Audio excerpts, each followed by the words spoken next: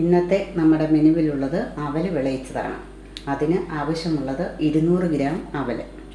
അടുത്തത് വേണ്ടത് 250 ഗ്രാം ശർക്കര 1 കപ്പ് വെള്ളത്തിൽ ഉരുക്കി എടുത്തത്. അടുത്തതായി ആവശ്യമുള്ളത് 1/2 തേങ്ങ ചുരണ്ടിയെടുത്തത്. ഇനിയും പൊടിച്ച് ചേർക്കാനുള്ളത് ഒരു ചെറിയ കഷ്ണം ചുക്ക്, 1 ടീസ്പൂൺ ജീരകം, 5-8 ഏലക്ക. ഇനിയും ആവശ്യമുള്ളത് 50 ഗ്രാം തേങ്ങ ചെറുതായി കൊത്തിയരിഞ്ഞത്, പിന്നീട് 1 ടീസ്പൂൺ നെയ്യ്. ആദ്യമായി സ്റ്റൗ ഓണാക്കി ചെറിയ പാൻ വെച്ച് അതിൽ നെയ്യ് ഒഴിച്ച് തേങ്ങാക്കൊത്ത് വറുത്തെടുക്കണം.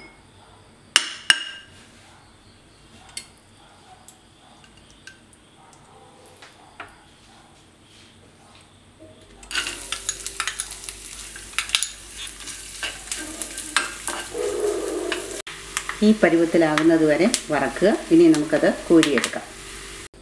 സ്റ്റൗ ഓണാക്കി ഉരുളി വെച്ച് അതിലേക്ക് നമ്മൾ എടുത്തു വച്ചിരിക്കുന്ന ശർക്കര ഒഴിക്കണം.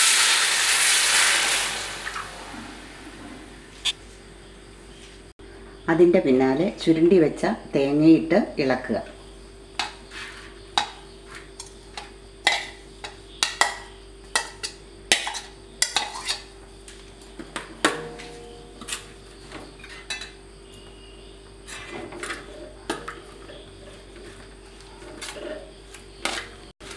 ഹൈ ഫ്ലെയിമിൽ തന്നെ ഇളക്കൽ തുടരുക.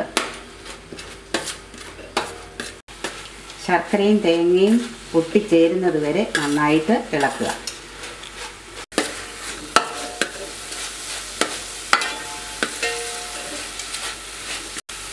ശർക്കരയും തേങ്ങയും നന്നായി പറ്റി പാകമായിട്ടുണ്ട്. ഇനി നമുക്ക് പൊടിച്ചു വെച്ചിരിക്കുന്ന ചുക്കും ജീരകവും ഏലക്കയും ഇതിലേക്ക് വിതറാം.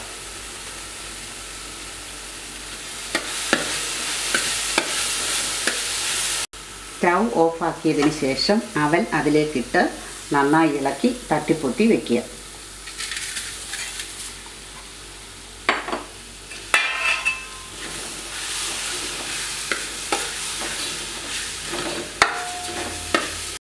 നന്നായി ഇളക്കിയതിന് ശേഷം അതിലേക്ക് വറുത്ത് വെച്ചിരിക്കുന്ന തേങ്ങാക്കൊത്ത് ഇടാം.